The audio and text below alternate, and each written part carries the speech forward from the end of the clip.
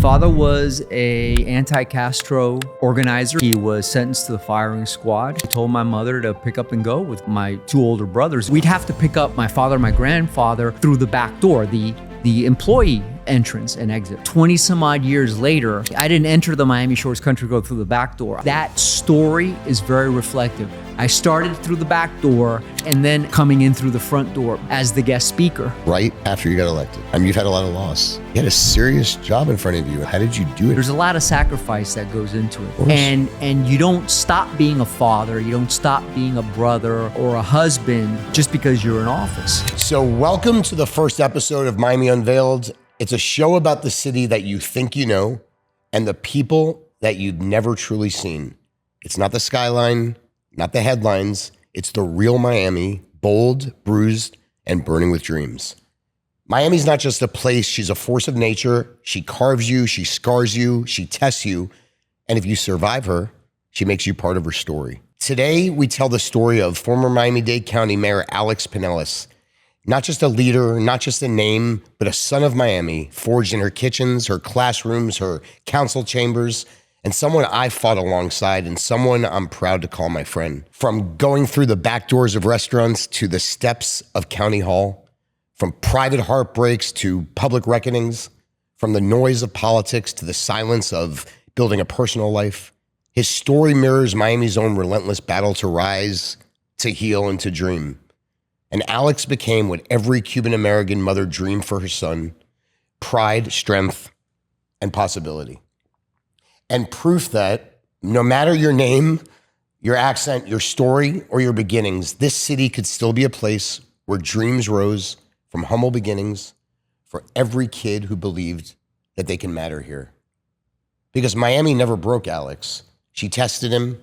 She forged him into an incredible father, a husband, a coach, a philanthropist, a man of faith, and truly a survivor whose real legacy isn't politics, but the life and family he built when no one was watching.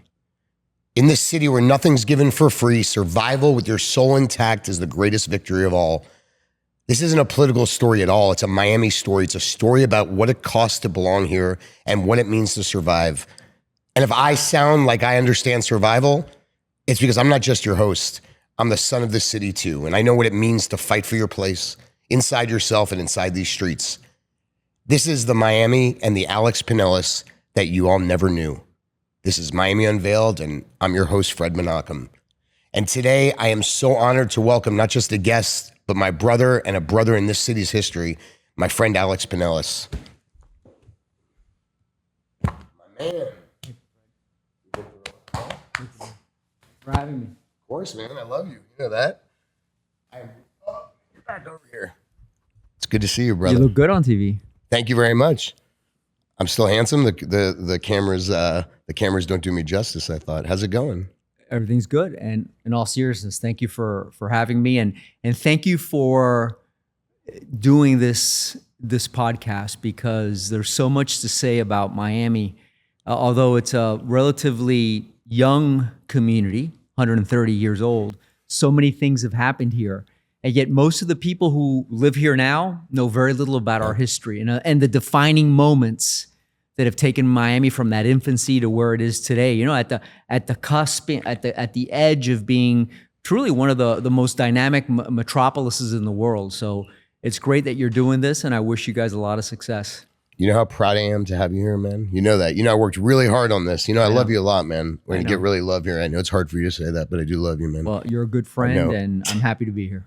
And so thanks again for doing this. So, you know, we have a lot, man. So first of all, your journey, you know, really mirrors Miami's founding immigrant story, right? I mean, it's survival. This is not just about you. You represent a lot of folks here in Miami, right? It's the immigrant story, the Cuban-American story, and, you know, dignity against inclusion and dreams carried on backs that can barely afford the weight. So talking a little bit about your family, which, you know, I know, you know, fortunately I didn't know your mom well, but of course your father and the kids. So your dad, of course, your mom came here by herself, 2 kids, right?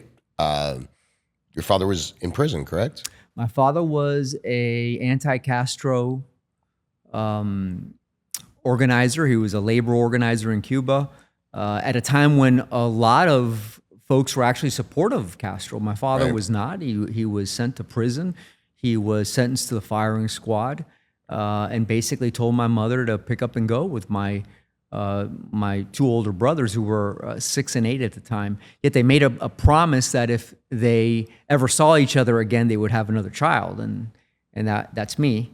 A year and a half so later. And just his story of how he left Cuba, was able to get out when the judiciary still had some resemblance of significance, and court orders were actually respected, and his travels, his journey to make it back to my mom, who by that time was here in Miami. It's just a fascinating story. But again, their story is so reflective, Fred, of hundreds of thousands of other families that fled Cuba for the same reason and saw hope, opportunity here in the United States. And it's part of the Miami story. It's helped define the Miami we know today.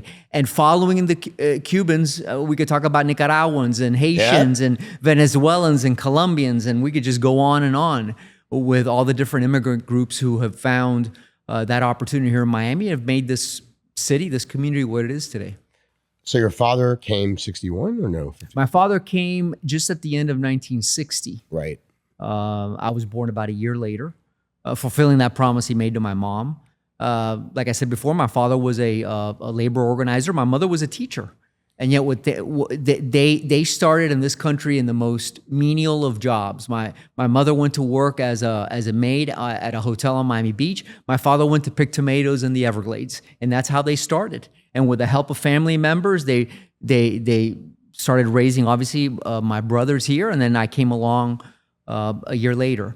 And that was their beginning here. Again, very reflective of that Cuban immigrant story that we see over and over again. It's an amazing story though. You know, your mom, a teacher, came here, seamstress, right? She worked as you said, a maid in a hotel. Your father was working in hotels. Hotels. So what was it? It was the Miami Shores Country Club, right? It was the one of his maybe? first jobs with my grandfather, my maternal grandfather, was as a dishwasher at the Miami Shores Country Club. And one of the stories I used to tell all the time, I remember, their shift would end about 11 o'clock, midnight, and my mom would drive from Hialeah, where we lived, to pick them up in Miami Shores. And I remember I was a child. I was maybe 4, 5, 6 years old, falling asleep in the back of the car. But we'd have to pick up my father, my grandfather, through the back door, the employee entrance and exit, right? And that was a very interesting experience for me, because to think that 20 some odd years later, I didn't enter the Miami Shores Country Club through the back door. I would enter through the front door as the guest speaker to a Chamber of Commerce or some gathering, because at that point I was a county commissioner and later the mayor of the county. So again, that experience, that story is very reflective. I started through the back door and then ended up coming in through the front door. But it was reflective of the opportunity that I was provided thanks to my parents' hard work, sacrifice, and dedication.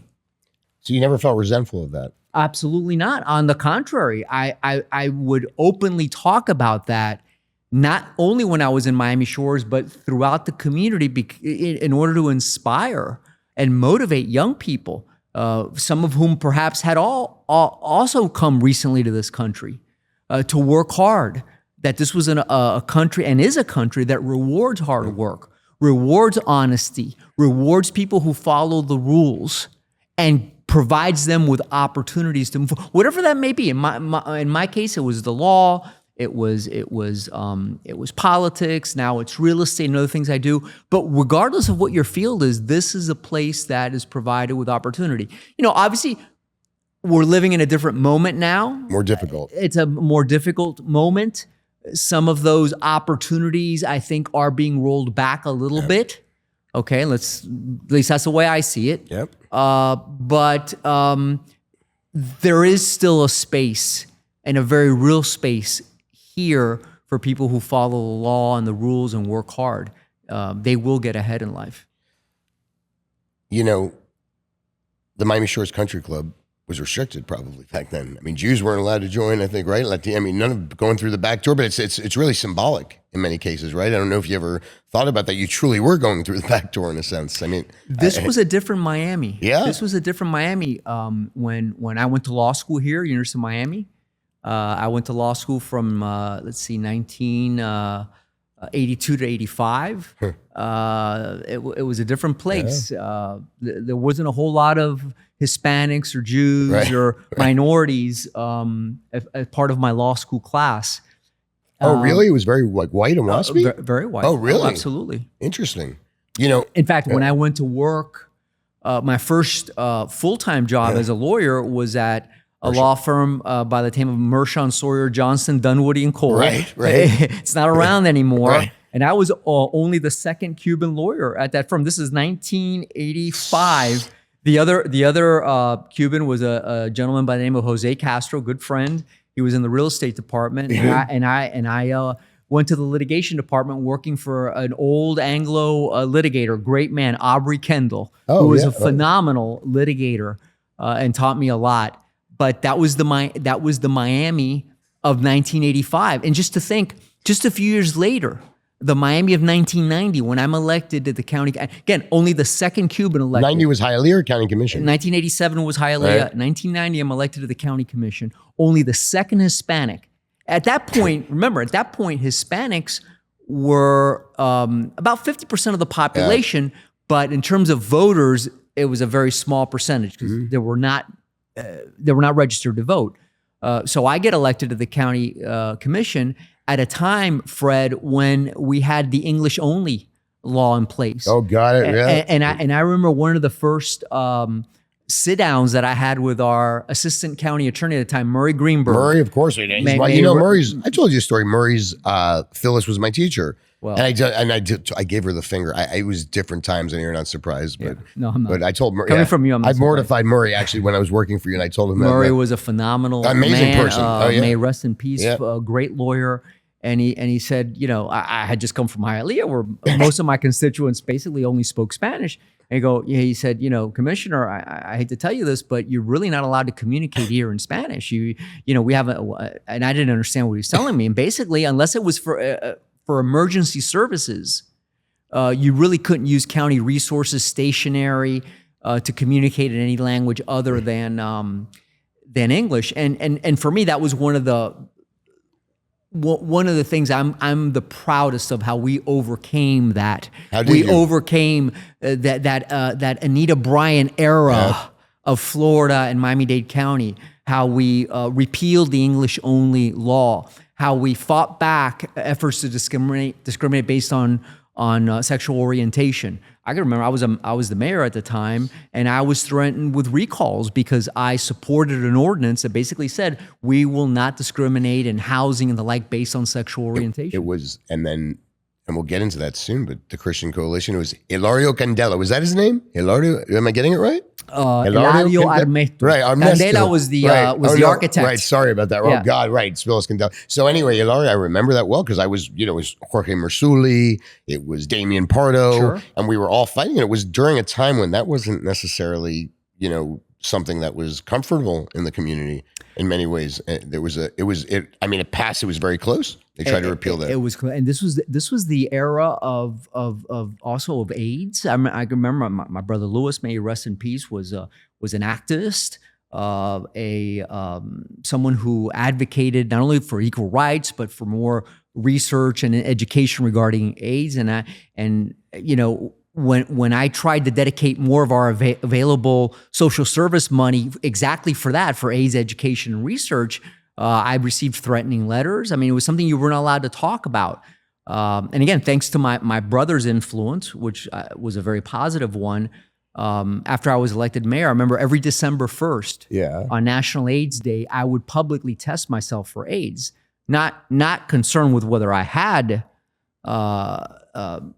but to educate and inform the public that it was okay to do that. But that was scandalous at the time. Of course. Scandalous. Of course. For a public figure to do so, especially a Hispanic public figure, because we still, to some extent, we still suffer through this denial and taboo, right? We don't want to talk about people in our families who who may be gay or may suffer from mental illness.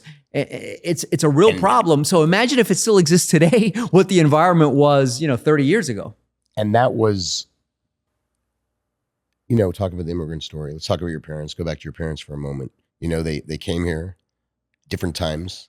You had tough times. You were always the strong one, protected one. I always say parentified child in many ways. They were older than you, but Louis, gay, AIDS, all of that. Your brother Pedro.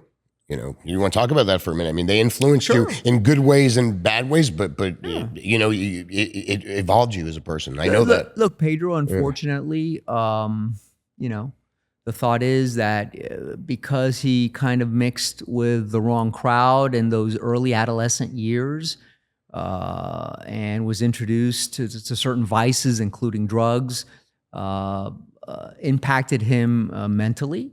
And my brother, for the rest of all of his adult life, suffered through severe mental illnesses. But imagine, my parents had no clue what marijuana was or drugs, or they had no clue. They had no clue where to go and seek help. I could remember only when I was a little bit older, maybe in my teenage years, my father being told that he could go down to the courthouse and get a Baker Act to have he did it many times. It's something that I ended up having. Louis, your father. Louis, my father, again, without the language, having to go down to the courthouse and ask a judge to involuntarily,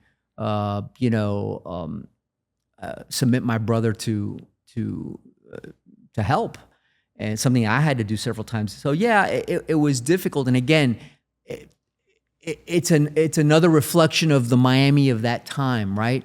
My older brother Louis was gay, and again, it was something inherently that was difficult for my parents to understand and accept. He decides then to leave Miami, he went out, right? He went out young, right? Where did he go? He went to South America for a while. He studied then in Michigan, and eventually lived in San Francisco for many years, and only came back to Miami in the mid '90s. Ironically, shortly before my mother passed.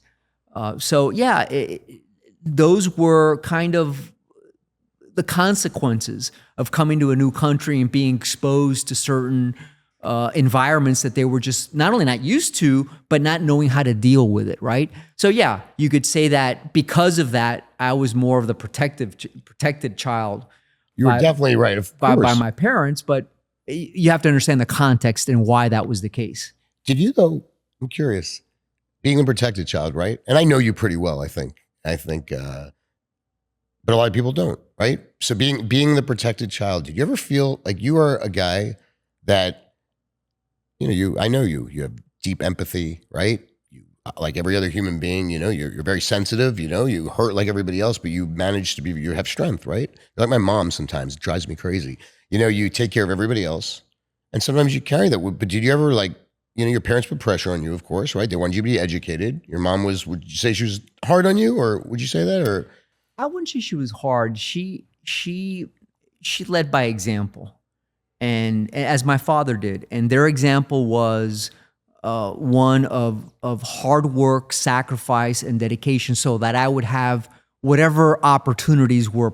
So it's not like they pressured me into going to law school or anything like that. Obviously, they were very happy when I made that decision. Ironically, though, my mother was very upset when I first decided to run for office in 1987 in Hialeah, because she understood the politics from Cuba. She understood the politics that led to my father's incarceration and sentencing to a firing squad. That's the politics that she was familiar with, and she didn't want that for her third child, especially after I had gone to college, graduated from law school. I was working at a big prominent law firm. So why would I submit myself to that, was her thought. Yet, after time, after many conversations with her, she became not only the biggest convert, but my biggest fan and biggest supporter. It's funny, not funny, but I'm trying to find it now. I'm getting frustrated. I found a letter that Louis wrote.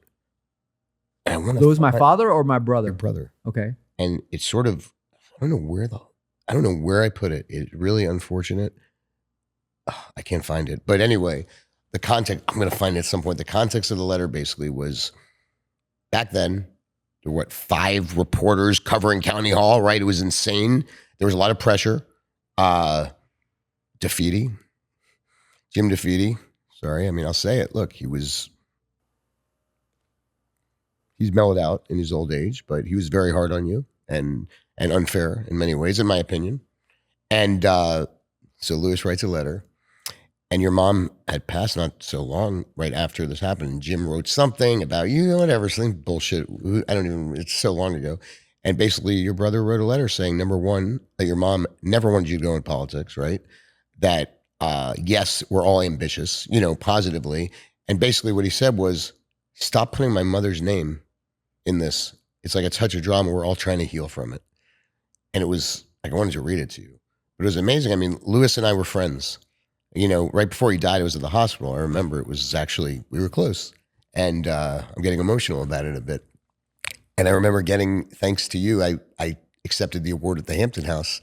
You remember that? That's right. Yeah, I do remember. On behalf of him. But Lewis is a special person. And it's funny, I remember in the mayor's office, some people were like, oh, Lewis is causing trouble, this and that. He's, you're the mayor and it's more conservative of the community.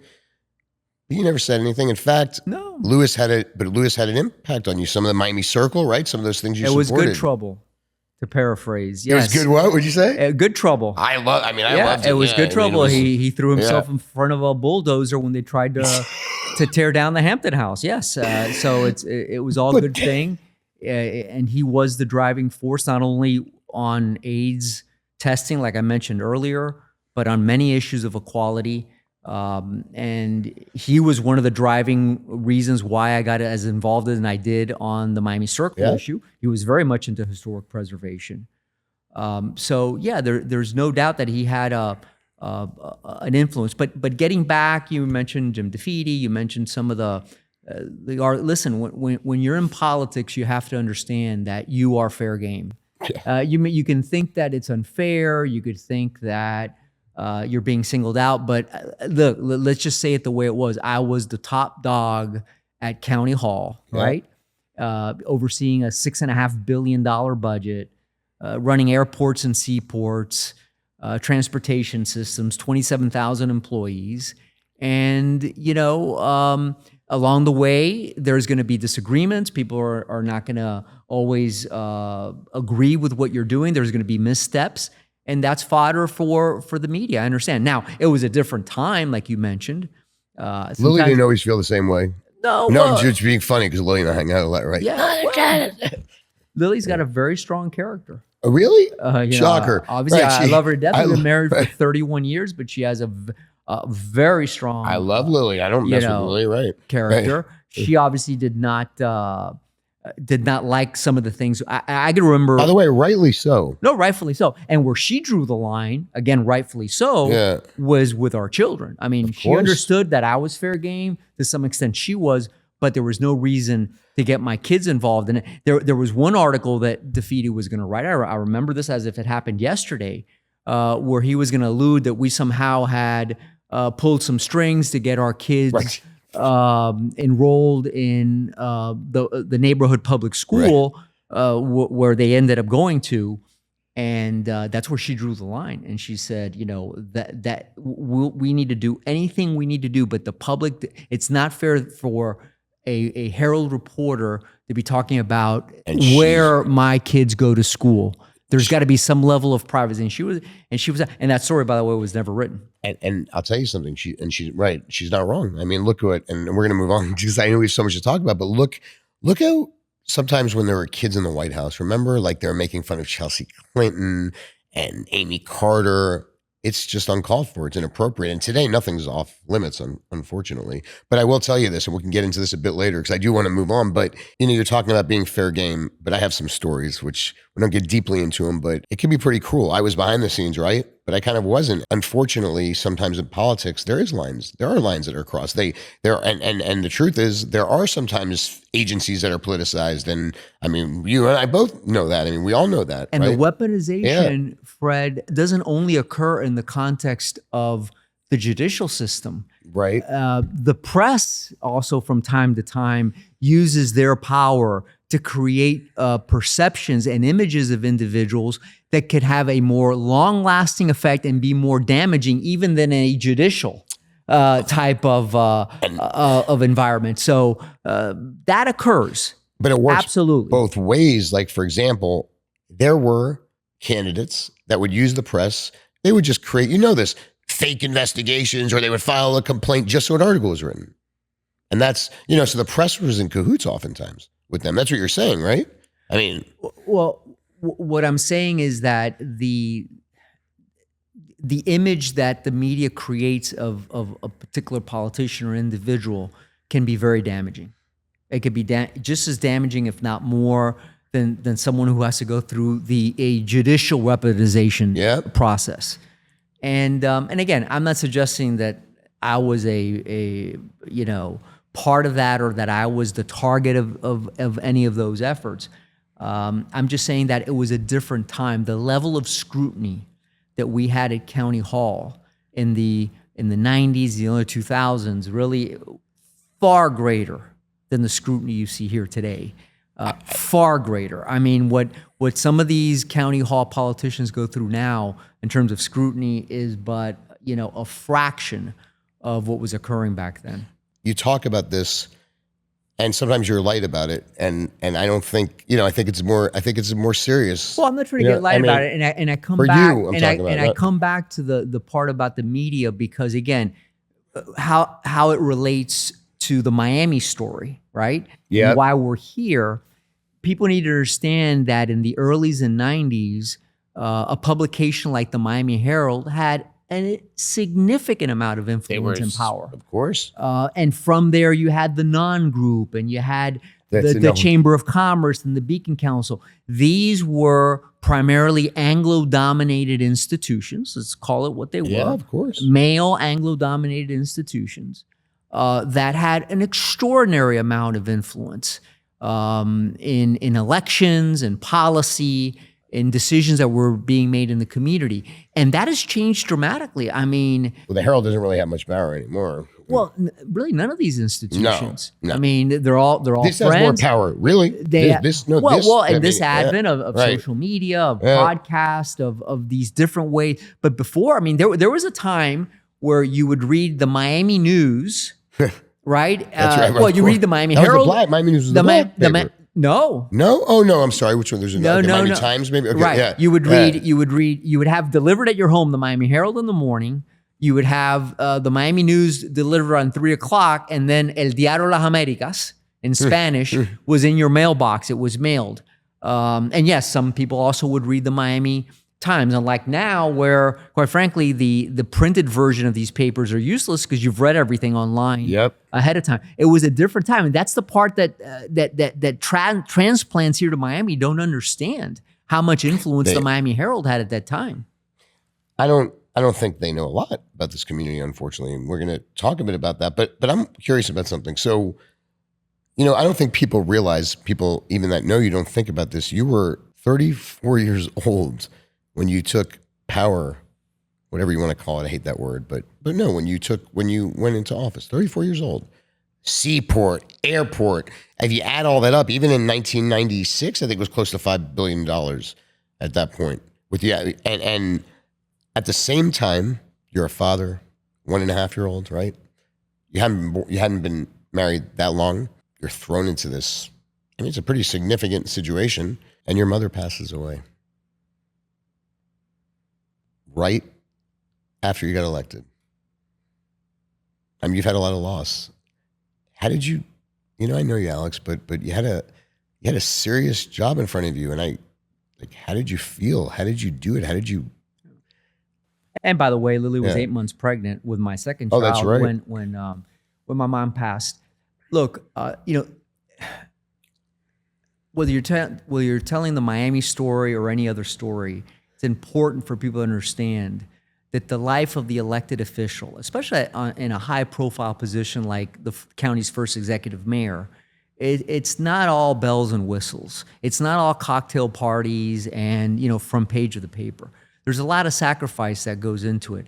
And you don't stop being a father, you don't stop being a brother or a son or a husband just because you're in office. Those responsibilities continue.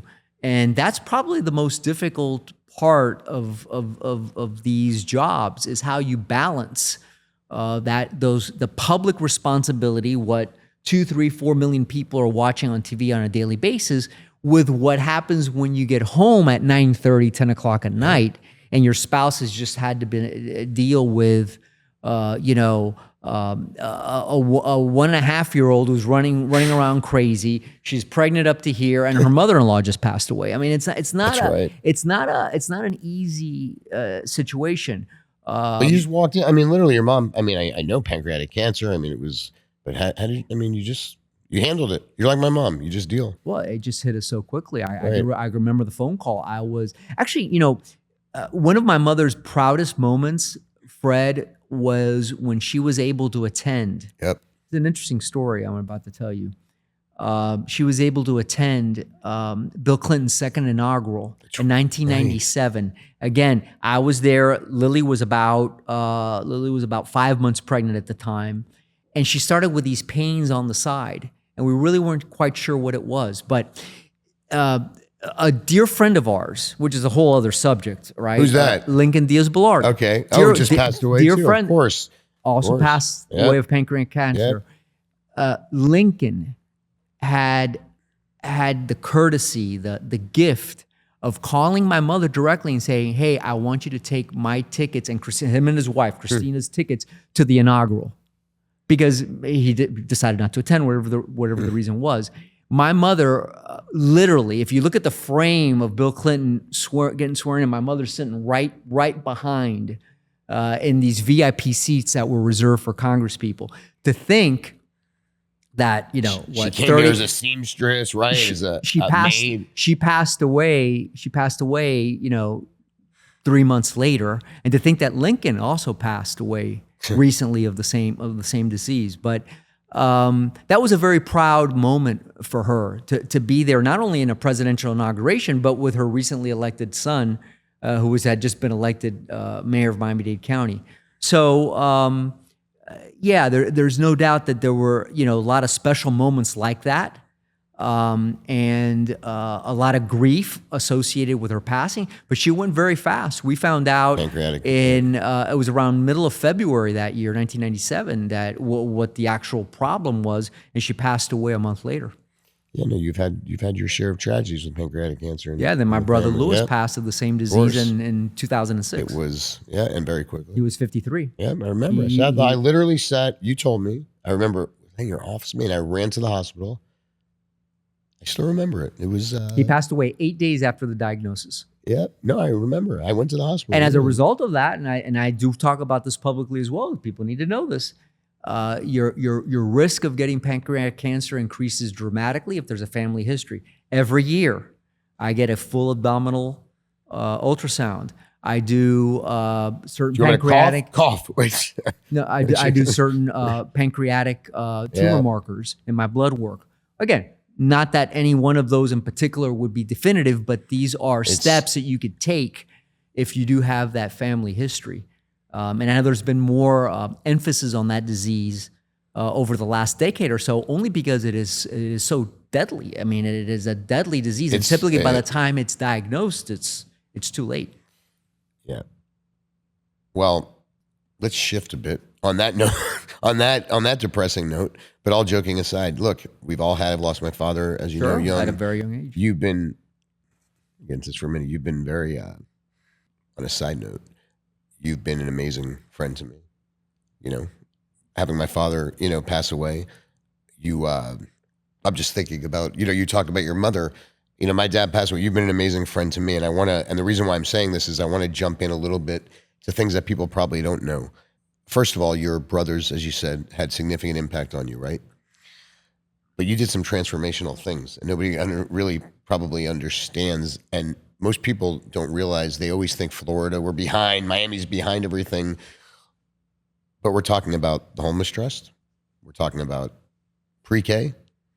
We're talking about, all the discrimination, say no to discrimination campaigns. You want to talk for a moment about those? Well, it all fits into the theme of this podcast. The firsts of Miami. I mean, all the different things that we were first on. And I was very proud to be a part of many of them.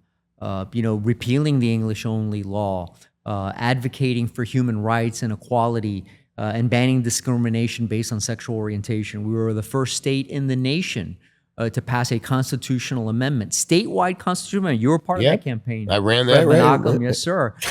Where we collected 750,000 signatures statewide and put before the voters of the state a constitutional amendment guaranteeing the right for every 4-year-old to a pre-K education. And since we passed that in 2002, the program began in 2005, and since then, 2.5 million kids have gone through that program. If you've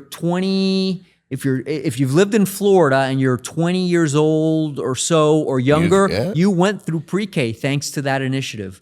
The Homeless Trust, in fact, not far from where we're taping this podcast today, we opened the first ever homeless assistance center, an effort that I proudly led with Alvah Chapman, another. And that was the ARC, the Anglo community, yes. Of course, publisher of the Herald, right? He was. Well, I always give credit to people like Alvah Chapman and David Lawrence, who's another dear friend and mentor, as individuals who embraced the diversity that was coming into this community, embraced the opportunity that was presented by this multicultural community, and worked, to create an environment where everybody could be successful. Yep. And Alvah was my partner on the Homeless Trust issue, and today, thankfully, we've seen tremendous improvement. Again, talking about firsts, we were the first community in the nation to have a dedicated funding source for homelessness. That's right. So if you go to any restaurant, was it with soda?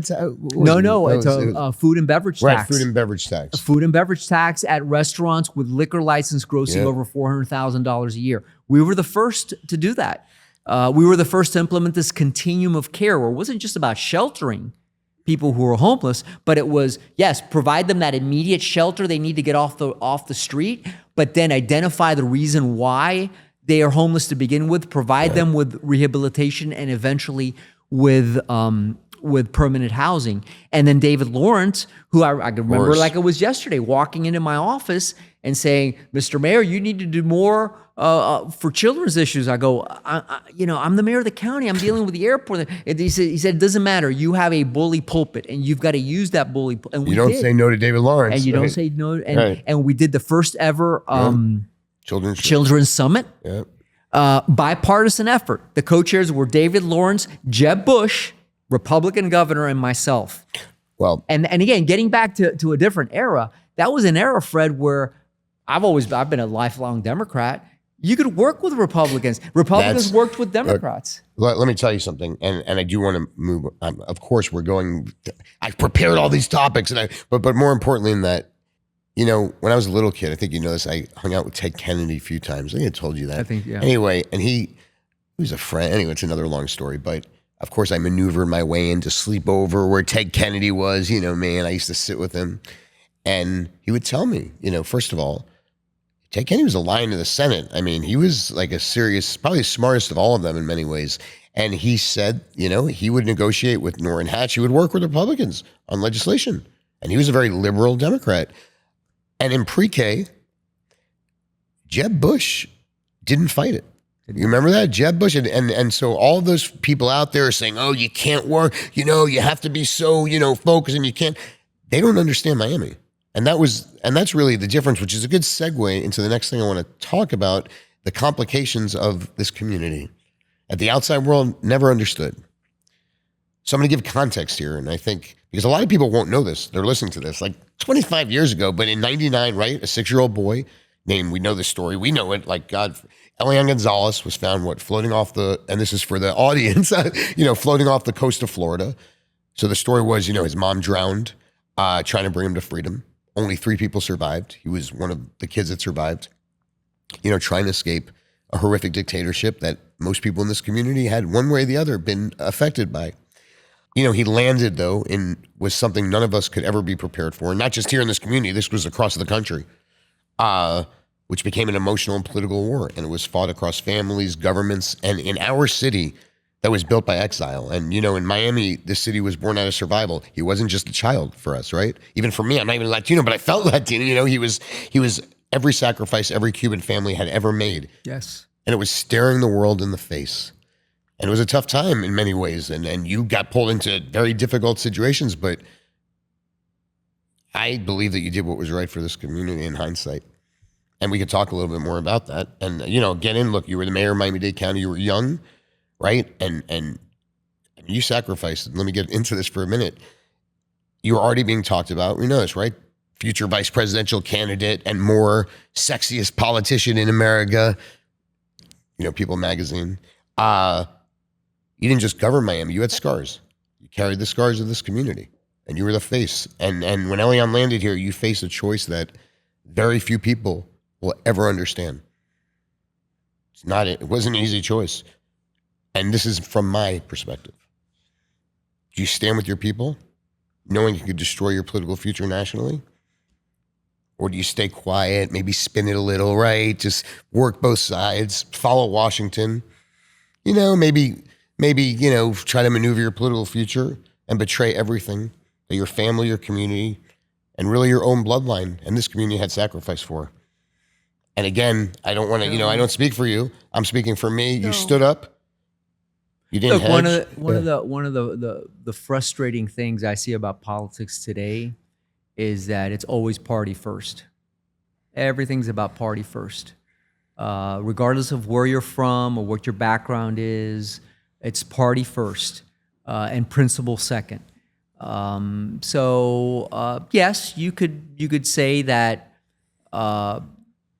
I sacrificed a lot politically back in 1999 because of my principle. And my principle was very simple. And it was based on the fact that the mother sacrificed her life for that child to come here. The father knew it. He was used as a political pawn by the Castro brothers and used the boy as a trophy, okay? And the father knew that this child was coming and wanted him to come here. But he got squeezed. Unfortunately, the politics of this country fell for the trap. And the child became exactly that. He became a trophy of Castro's victory over the United States. So, but leaving that aside and how it impacted me politically or not, Fred, I think it was a defining moment for this community because Elian Gonzalez was more than just that 6-year-old boy that survived this journey across the straits and saw his mother drown. Elian Gonzalez represented thousands and thousands and hundreds of thousands of families and their grief, their sacrifice, their separation from family members. He represented a whole generation of Cuban Americans. And the fact that his story was magnified, like you mentioned, not only throughout the United States, but the world, provided a very unique opportunity. And that was for non-Cubans to finally really understand the hurt of the Cuban people. A George Floyd moment. It was a defining moment for this community. Yeah. It doesn't mean that non-Cubans were in agreement with the child staying. Let's leave that aside for a moment because you could debate that all day long. But the fact that whole story came out and the emotional side of the story came out, and the story of so many Cubans were being told repeatedly, was a defining moment, was a teaching moment for the rest of the world to finally understand. And I do think, interestingly enough, I'm sure there'll be people who will disagree with me, that our race relations in this community improved after that. They may say, oh, you're crazy, it made things worse. In the long term, it made things better because just like George Floyd, you mentioned George Floyd, made many people understand the hurt, the prejudices, the isolation, they had no choice. The discrimination that primarily black men have gone through in this country. And I say it the way it is because that's the way I feel. That's the way I feel. I do think there's been tremendous levels of discrimination in this community. So these are defining moments. Again, there's certain radical elements of our political world that will Always. try to pit all these folks against each other and say that I'm wrong. But I think these were important learning moments for the community. And that's what I saw in Elian Gonzalez. Maybe, yes, maybe it did cost me politically to some extent to side with my principle rather than my party. But I felt it was the right thing to do at the time, and I stand by it. Good. So you don't think it was a mistake, obviously? For me to say that that child should have been provided an opportunity in front of the courts to have had his case Right. heard, absolutely not. Right. Listen, the decision would have been the decision, but he never made it in front of a judge. No, but they twisted your words. I'm talking about, Well- for sure. And we're not getting into it. I'm getting into the whole thing. Nobody cares. You're not going to relitigate it. But There had to be a villain. There had to be of winners course, and losers and you were. from that whole But situation. the thing is, you were put into a position where you were kind of you didn't really have a choice in a sense. I mean, you were just. Well, I had a choice. You always have a choice. We all I had a choice. I just we all thought have I did what I choices. thought was right. We all have choices. I thought I Right. did what was right. And yes, it was my political party that was in power at the time. And yes, I tried calling the president at the time to tell him. I remember this was Good Friday before he You don't was wanna extracted listen. from the House, but he had deferred all of the responsibility to Janet Reno, and that's where the issue stood. Although I read an interview the other day with Dan Rather when he mentioned you, like an old one who's a long time ago, he said, Mayor's got a bright future. You know, he's still... Listen, right, yeah. I had and still have a very good relationship with Bill Clinton. I could remember one of the defining moments for me in politics was literally the day Kenneth Starr was taking the articles of impeachment to the House of Representatives. Okay, Bill Clinton walked it down the tarmac at the airport, and I was there to greet him. Split screen moment on CNN. Really? I wouldn't Kenneth find that Starr for- on the one hand, me receiving. You know, most politicians were running away from Bill Clinton at that time. Right. Okay, and I was a friend, and I was a supporter of his, and still think he was one of the better presidents this country, in spite of some of his mistakes, right, which we've all made. But yeah, I think that was handled terribly, and by the way, I think it had political consequences. It had tremendous political consequences, I think, for everybody. I mean, obviously, Yeah. and I want to move, we could talk about this all day. That presidential election, I'm pointing fingers, all this bullshit you see over the years. The reality is it's because of what happened that Al Gore lost that election.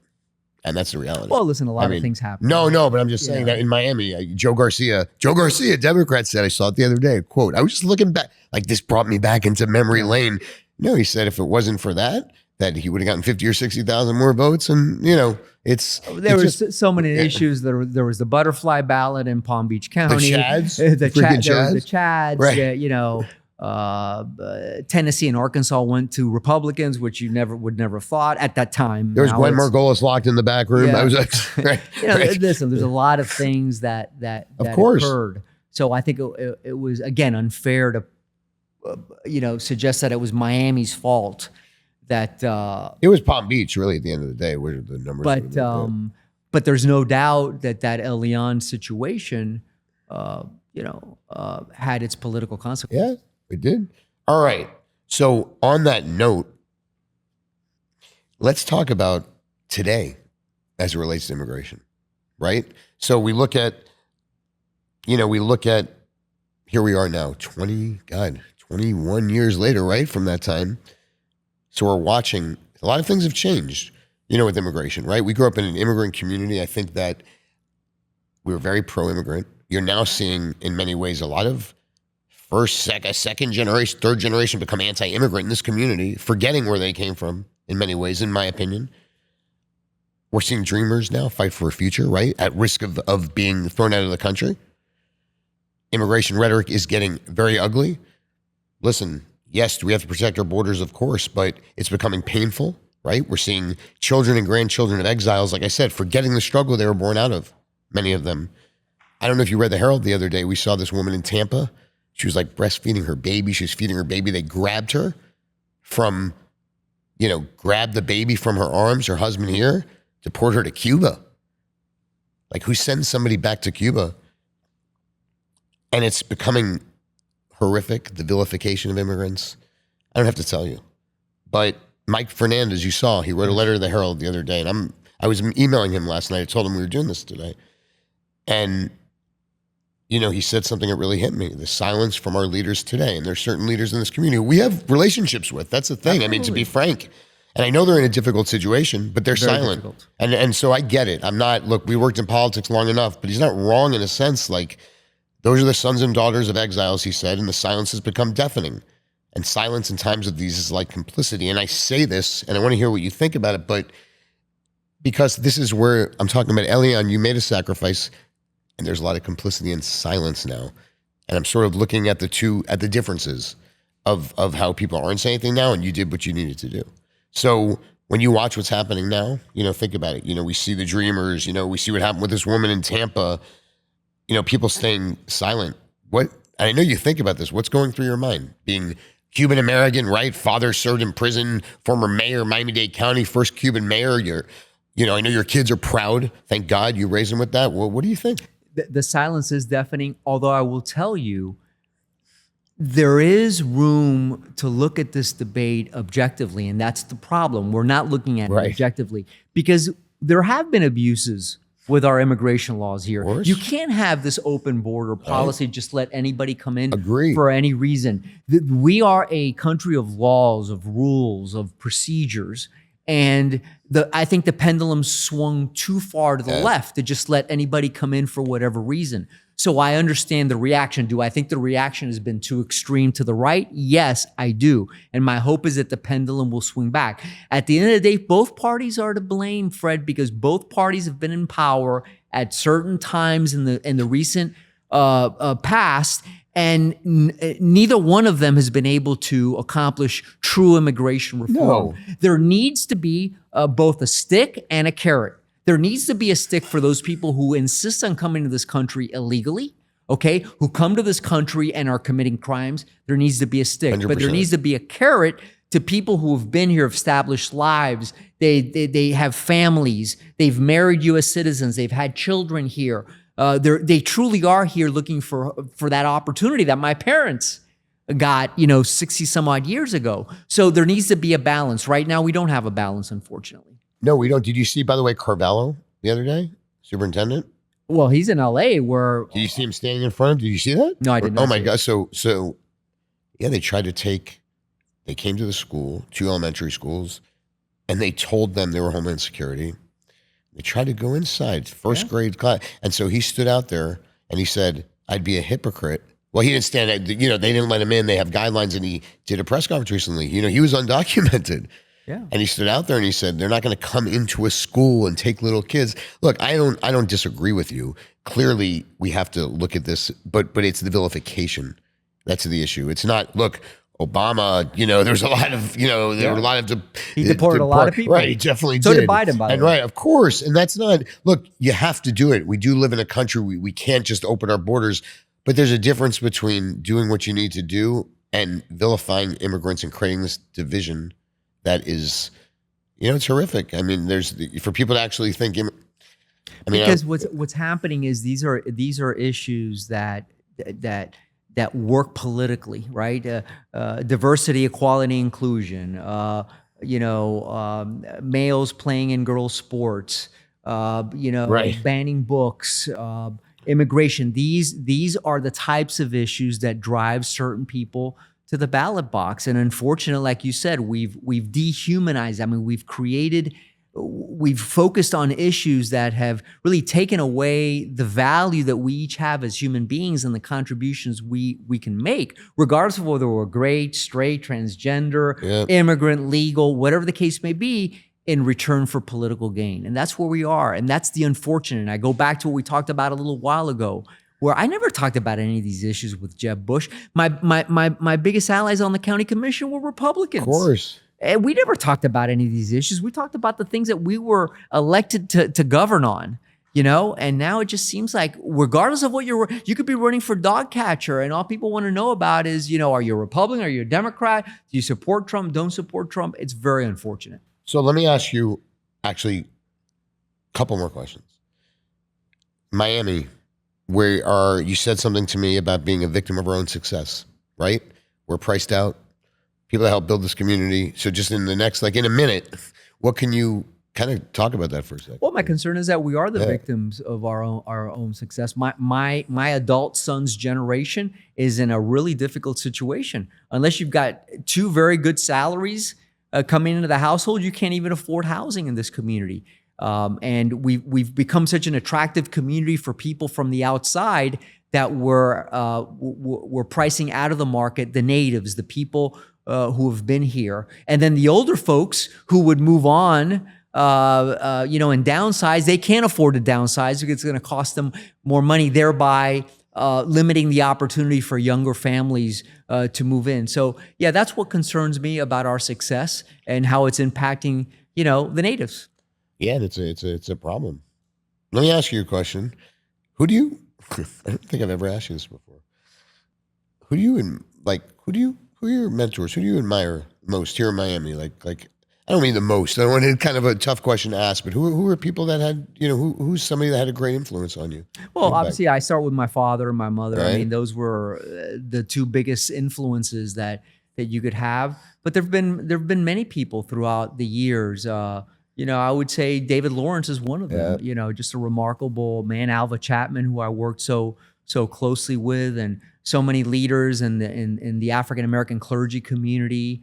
I worked very closely with many of our Republican members of Congress over the years who appeared to be ultra conservative at the time. And you look at their credentials today, they would be moderates. Because this was a community of Rockefeller Republicans in certain ways, right? Social programs, immigrant community. So, Alvah Chapman, David Lawrence. I'm 40. I had lunch with David the other day. Good man. And I used to make any excuse to try to get Betty and Alvin to invite me over, like anyway. And I would go. I mean, they were fascinating people. But if there's anybody you admire today in politics, is there anybody you think has a bright future? Anybody? I mean, it's a hard question to answer. I struggle with this. Listen, you look at someone like Damian Pardo, the city of Miami. Yeah, of course. Here Good you friend. have a conservative, openly gay man who's doing tremendous work on the City of Miami Commission.